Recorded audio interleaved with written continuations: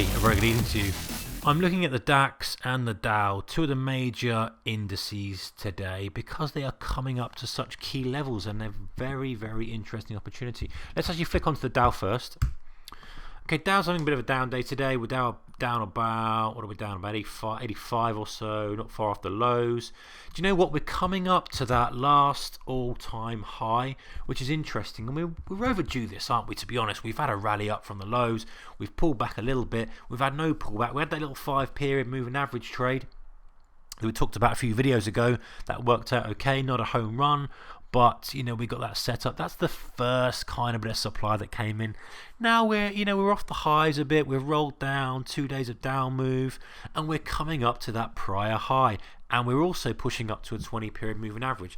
Now, very often I like to frame a pullback trade against this 20-period moving average, because often if we've moved away from the moving average, you can see back here earlier in the year, the first pullback and kiss of it is generally a buying opportunity. Same if you're pulling down to the downside, you can see here. Nothing's ever perfect and accurate, but I think I'm going to be looking for buys around that level there, around this sort of level here. Just want to see maybe be an intraday fall that just pushes under that key level and then pulls back up. Maybe it'll be a couple of day move. I don't know, but we're getting into that zone. Everything's sort of lining up. 3 days down move, coming to resistance level, support level. Earnings are driving this. So if we get a few weak earnings, we might get a little drive lower that just spooks a few people.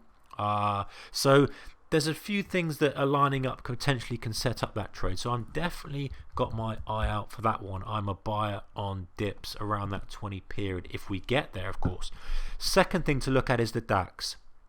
The DAX is the weaker generally on the longer term than the Dow. We're well off the all-time highs, but it's an interesting market. We're pushing back up to that pre-Brexit high and the resistance from before. Pretty decent resistance level about this 10,370 to 10,400. Now, to be take the complete opposite view as I am on the Dow, I'm going to look to be a seller here if we poke above this. I'm not going to stand just here and waiting for it and put a limit in anything like that. I want to see how the market responds, and I say that I'm not going to just pick and cherry pick, but what I'm going to do is I want to see if we push up and we start to pull back under, then I'm going to look to probably take a few shorts. If we just motor on, then maybe we're going to be taking out that high. But ultimately, anywhere the next few days, if we start to get up to this level or higher, I'm going to start putting it on my short radar or something that I want to get involved on the short side for, because I think that to me looks technically not a bad trade to play. And actually, if you combine the two, this is something that would fit quite nicely, would to have both on as a pair trade. So if we pushed up to resistance on the DAX, take the short, and then we pulled down to support on the Dow, take the long as a nice little hedged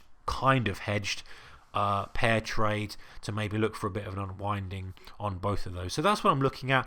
I don't think that's going to happen today, maybe not even tomorrow, or actually it could easily happen tomorrow. Both of those could happen tomorrow. So looking from tomorrow towards the rest of the week, those key levels are very interesting to me. Obviously it's earnings, so we've got lots of big things coming out, lots of things to watch out for in there.